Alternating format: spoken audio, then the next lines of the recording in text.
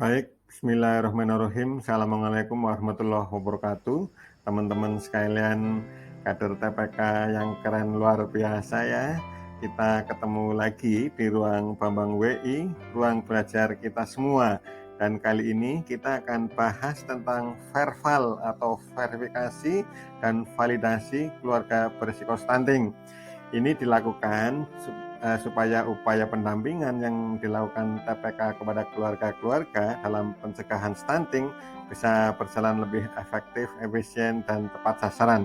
Makanya teman sekalian ya, tapi sebelumnya saya ingin sampaikan ucapan terima kasih kepada teman-teman sekalian yang telah datang hadir singgah di ruang Bambang WI, dan terima kasih pula kepada teman-teman sekalian yang telah mensubscribe channel Ruang Bambang WI. Bagi yang belum, silahkan ya, supaya kita segera sering bertemu untuk membahas hal-hal keren lainnya. Oke teman-teman sekalian, sebelum kita akan coba, mungkin saya ingin mengingatkan kembali tentang verval KRS. Teman sekalian, jadi data yang kita verifikasi dan validasi adalah data hasil pendataan keluarga tahun 2021 ya, dan itu ada di R1 KRS. Ini yang di-download oleh teman-teman penyuluh di portal PK21 ya teman-teman sekalian ya. Nah, untuk memverifikasi, memvalidasi itu, maka kita menggunakan data lapangan, data dari Posyandu, dan data pembanding juga dari elektronik pencatatan pelaporan gizi berbasis masyarakat. Makanya dua sumber data itu kita pakai untuk memutakhirkan data ya, untuk memperbaharui data keluarga berisiko stunting. Oke teman-teman sekalian, mungkin kita langsung coba saja ya, kita praktek bagaimana cara pengisian R1 KRS ya. Baik teman-teman penyuluh, petugas lapangan keluarga berencana, dan teman-teman anggota tim pendamping keluarga atau TPK, kita akan coba isi belangko atau form rekapitulasi keluarga berisiko stunting ya teman sekalian ya, kode atau biasa disingkat adalah R1 KRS. Kemudian disampaikan kepada teman-teman tim pendamping keluarga untuk dilakukan pemutakhiran. Jadi ini intinya adalah kegiatan pemutakhiran data teman sekalian. Di belangko ini di sudut kiri atas ini adalah tentang identitas wilayah yang akan diverval ya teman sekalian, yang mulai dari RT, RW, kecamatan ya, desa, sampai kabupaten atau provinsi. Kemudian teman sekalian, yang ada di sebelah kanan ini adalah tentang rekapnya teman sekalian ya. Terdiri dari dua hal. Yang pertama adalah jumlah keluarga sasaran. Sekalian ya, saya akan mulai dari belangko ini. Pada prinsipnya ada beberapa bagian. Yang pertama adalah bagian tentang identitas keluarga. Di sini diisi kode keluarga, kemudian NIK kepala keluarga, kemudian ada nama kepala keluarga dan status keluarga. Teman-teman sekalian, untuk status keluarga di hasil PK21 masih kosong. Nanti akan di kegiatan verval ini, teman-teman akan mengisikan kolom 5 ini dengan status keluarga 1 ya, kode 1 apabila ada bisa ditemui, kemudian 2 keluarga tersebut sudah pindah, kode 3 apabila seluruh keluarga meninggal dunia mungkin karena bencana dan sebagainya, atau mungkin kolom 4 ini apabila tidak ditemukan, atau kita kasih nomor 5 teman sekalian, angka 5 apabila itu adalah keluarga baru. Ini adalah di bagian identitas keluarga ya teman sekalian ya. Kemudian di ini yang saya warna sasaran dan penapisan teman sekalian, ini saya ingin mengingatkan teman-teman sekalian bahwa kolom sasaran ini adalah dan akan diprioritaskan apabila salah satu dari hasil verval kolom 7, 9, 11 atau 13 itu dia ada centangnya. Jadi dia adalah sasaran keluarga yang akan ditapis di berikutnya. Ditapis atau akan diperiksa ya keadaannya. Khususnya teman sekalian, untuk penapisan ini ada dua, yaitu fasilitas lingkungan tidak sehat dan pus 4 terlalu teman sekalian ya. Jadi apabila di kolom sasaran ini hasil vervalnya ada centangnya, maka dia akan diteliti atau ditapis kaitannya dengan fasilitas lingkungan, yaitu keluarga tidak mempunyai sumber air minum. Teman-teman sekalian, untuk keluarga tidak mempunyai sumber air minum ini di sini adalah diisi misalnya keluarga Agus Hambali, keluarga Agus Sambalit. Untuk sumber air minumnya ini kita akan lihat di sini teman sekalian ya. Nomor 1 itu apabila air kemasan isi ulang semacam galon itu ya. Kemudian nomor 2 apabila ledeng atau pump. Kita kasih angka 3 apabila dia sumur bor. Kemudian kita kasih angka 4 apabila sumur terlindungi. Jadi kolom angka 1, 2, 3, dan 4 itu adalah sumber air minum yang layak. Tapi kalau keluarga misalnya sumurnya tidak terlindungi, kita kasih nomor 5, air permukaan sungai atau danau kita kasih nomor 6. Apabila keluarga menggunakan air hujan, kita kasih nomor 7 atau lainnya nomor 8.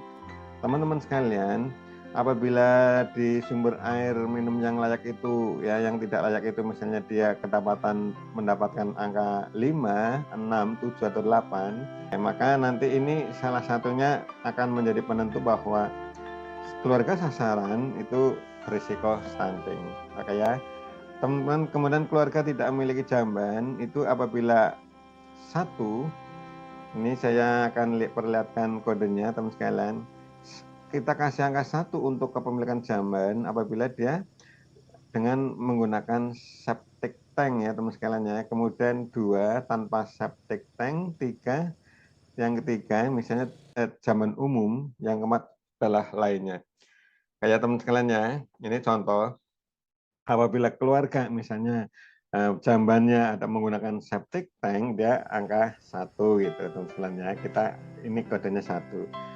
Kemudian untuk penapisan teman sekalian, penapisan pus 4 terlalu, teman-teman sekalian, apabila keluarga sasaran itu di verbal hasil kolom 7, 9, dan 13 itu misalnya ya.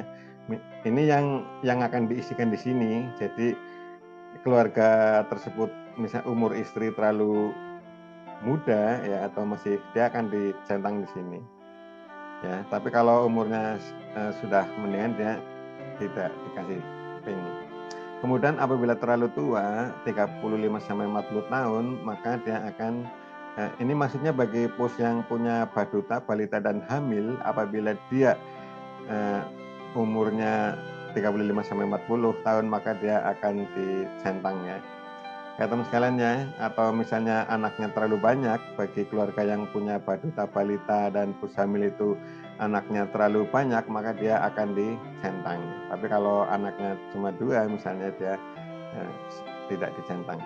Ya teman-teman sekalian, kemudian ini mungkin di kolom 26 ini adalah untuk kolom 27 maksud saya adalah kolom untuk mengkategorikan keluarga itu berpotensi risiko stunting atau tidak. Jadi untuk mengisi ini itu dia akan dikasih centang atau berpotensi risiko stunting apabila teman sekalian, apabila di kolom sasaran ini ada centangnya, kemudian maksudnya gini, dia punya baduta atau punya balita kan centang nih, kemudian dia mungkin hamil, berarti dia centang ya. Apabila salah satu di kolom ini ada centangnya teman sekalian, dan di penapisan ini entah itu di fasilitas lingkungan tidak sehat maupun di pus 4 terlalu ada centangnya, maka dia kategorinya adalah berpotensi risiko stunting. Ya teman-teman sekalian ya, sedangkan untuk keluarga dengan kasus stunting, jika memang keluarga itu belum pernah kedapatan mempunyai anak stunting, maka dia dikasih silang saja. Tetapi misalnya sudah terindikasi ada 1 anak di keluarga itu stunting, berarti umurnya dia harus sudah lebih 2 tahun, maka kita kasih centang di kolom 29.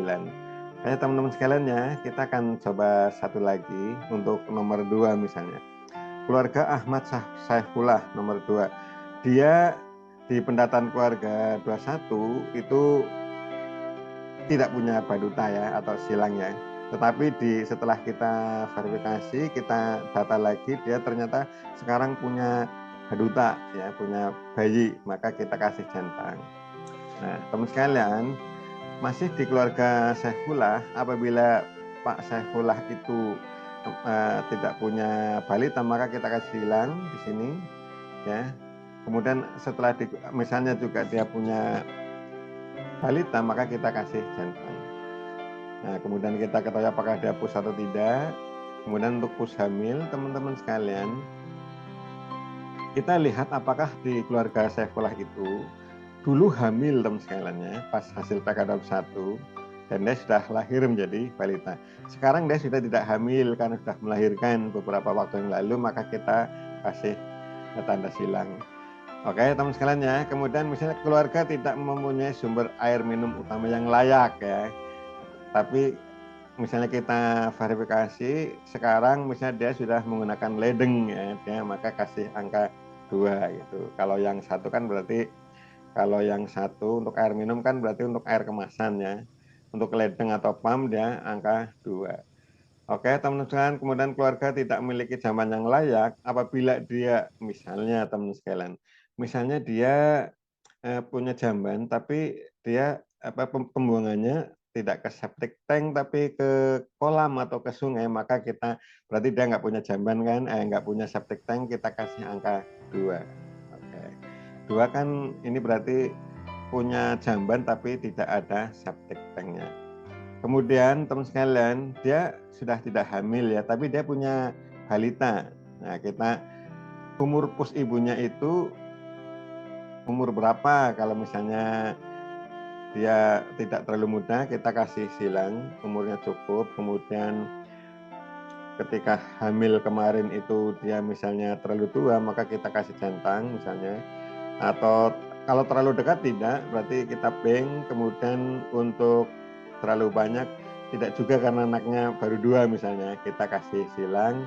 Nah teman sekalian, untuk mengisi kolom 27 ini keluarga berisiko stunting, untuk mengisi di sini kita akan lihat apakah di sasaran ini ada centangnya. Ini Pak Saifullah kan ada centangnya, ini ada centangnya di dia punya baduta ya di bawah 2 tahun. Kemudian ya dia punya baduta, berarti dia sasaran yang bisa kita kategorikan menjadi stunting atau tidak, dengan cara ya kita akan lihat di penapisan ini baik di fasilitas lingkungan maupun pus 4 lalu apakah ada centangnya gitu. Kalau ada kalau yang pus 4 lalu centang, tapi kalau yang untuk fasilitas lingkungan apakah untuk keluarga tidak mempunyai sumber air utama, ini kan 2 ini berarti kan sehat ya. Yang tidak sehat atau tidak layak kan 5, 6, 7, 8 ini kalau air. Kemudian ini nomor 2, ini nomor 2 berarti punya jamban tidak punya septic tank teman-teman ya. Ada salah satu ini, apalagi ada ini juga masih misalnya terlalu tua umur istrinya, misalnya di sini centang, berarti maka nanti keluarga Pak Ahmad Saifullah bisa dikategorikan sebagai keluarga berisiko stunting teman-teman sekalian ya. Oke teman-teman sekalian ya, saya kira itu yang bisa saya sampaikan kaitannya itu. Untuk mengisi jumlah sasaran, sekali lagi ini hasil PK21 berarti sudah ada. Kemudian hasil verbal lapangan itu adalah keluarga sasaran ini teman sekalian, yang ada sudah dicentang itu, yang ada centangnya ya. Kemudian untuk jumlah keluarga berisiko stunting kita melihat dari kolom 26 ya, 26. Di kolom ini berapa, berarti ini hasil PK21, kemudian hasil verbalnya itu nanti kita lihat yang centangnya ada berapa gitu, yang centang atau yang berisiko stunting. Itu ya teman-teman sekalian, saya kira yang mungkin penjelasan singkat tentang cara pengisian R1 KRS atau form keluarga berisiko stunting ya. Ini adalah kegiatan verifikasi dan validasi data supaya percepatan penurunan stunting itu tidak salah sasaran, tapi menjadi tepat sasaran, lebih efektif dan efisien. Akhiri wabillahi taufiq wal hidayah. Assalamualaikum warahmatullahi wabarakatuh.